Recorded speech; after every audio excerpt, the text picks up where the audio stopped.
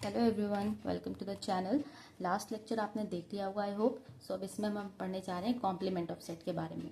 So complement of set क्या होता है? The set of all elements in the universal set U that are not in set A, it is denoted by A dash, it is calculated as a complement. इस A dash को ही A complement बोलेंगे और you minus ए।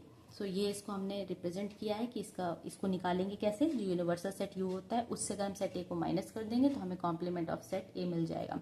इसका मतलब ये है कि set हमारे पास अगर कोई सेट दे रखा है, यूनिवर्सल सेट एक है और दूसरा सेट अगर कोई भी दे रखा है A B C X Y so on, कोई भी सेट है अगर, तो अगर उस यूनिवर्सल सेट से हम उस सेट ए को निकाल देंगे तो हमारे पास जो भी सेट बचेगा वो हमारा कॉम्प्लीमेंट ऑफ सेट होगा। जैसे एग्जांपल लेते हैं, लेट यू यहाँ पे यूनिवर्सल सेट है 1 2 3 4 5 and 6। Set A is 2 and 3। अगर हमको यहाँ पे इसका कॉम्प्लीमेंट ऑफ ए निकालना हो, ए कॉम्प्लीमेंट निकालना होगा तो हम कैसे निकालेंगे? ए कॉम्प्लीमेंट का फॉर्मूला मैंने आपको बता दिया है, यू माइनस ए। मतलब कि यूनिवर्सल सेट से आप सेट ए को एलिमिनेट कर देंगे, निकाल देंगे। तो सेट ए है हमारा 2 3। अगर हमने सेट यू से सेट ए को निकाल दिया है तो कौन कौन से एलिमेंट बचे रह गए हैं? 1 है, 4 है, 5 एंड 6। सो अब जो हमारा ए कॉम्प्लीमेंट आने वाला है उसमें केवल 1 4 5 6 होंगे। ये हमारा पूरा यूनिवर्सल सेट था और सेट ए को यहाँ से हमने एलिमिनेट किया तो उसके बाद जो एलिमेंट बचे हैं वो कॉम्प्लीमेंट ऑफ सेट को डिनोट कर रहे हैं। ऐसे ही हमारा हो गया। अगर हम इसी एग्जाम्पल के थ्रू आपको दो टॉपिक और समझाना चाहें कि अगर हम किसी कॉम्प्लीमेंट सेट का इंटरसेक्शन और यूनियन कैसे लेते हैं, तो हमारे पास ऑलरेडी ये यू और ए दिया हुआ है। इसी में एक सेट हम इंट्रोड्यूस कर देते हैं, सेट बी। ये हमारा पहला है, हम सेकंड आपको बताने जा रहे हैं। बी सेट बी ले लेते हैं जिसकी वैल्यूज 3 4 और 5 है। यू और ए हम ऊपर वाले एग्जाम्पल से ही लेंगे, वो सेम वैल्यू रहेंगी। तो अगर हमें कॉम्प्लीमेंट ऑफ बी लिखना होगा तो हम क्या लिखेंगे? U minus B. जैसे यूनिवर्सल सेट है 1 2 3 4 5 एंड 6 और हमारे पास बी सेट है 3 4 और 5। तो अगर हमको इसका बी कॉम्प्लीमेंट हमने लिखा है तो क्या आएगा?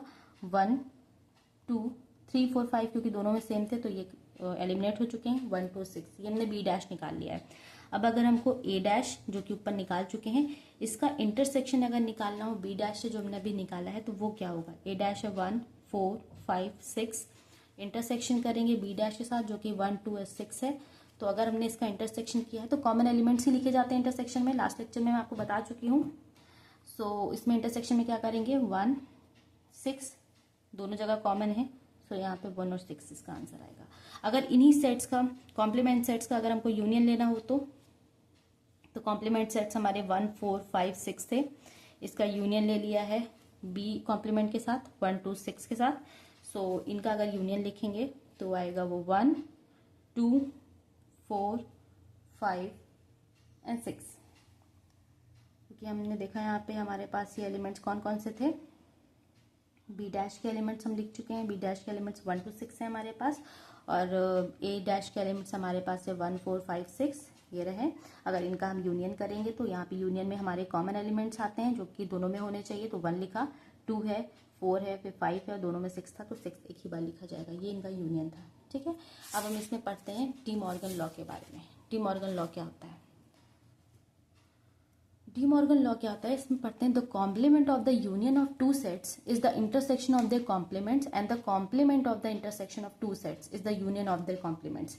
इसका मतलब यहाँ पे क्या है कि अगर हम किसी दो यूनियन ऑफ दो सेट्स हैं, जैसे हमारे पास सेट ए सेट बी, अगर उनका यूनियन करके फिर कॉम्प्लीमेंट करें तो वो इक्वल होगा उन दोनों सेट्स के कॉम्प्लीमेंट के इंटरसेक्शन के। इससे मैं आपको लिख के बता रही हूँ क्या मतलब है इसका, कि अगर हमने दो सेट लिए ए बी, अगर इन दोनों का यूनियन करके फिर कॉम्प्लीमेंट ले लूँ तो वो इक्वल होगा ए कॉम्प्लीमेंट और बी कॉम्प्लीमेंट के इंटरसेक्शन के। ये मतलब है पहली लाइन का। इसमें दो स्टेटमेंट्स आते हैं।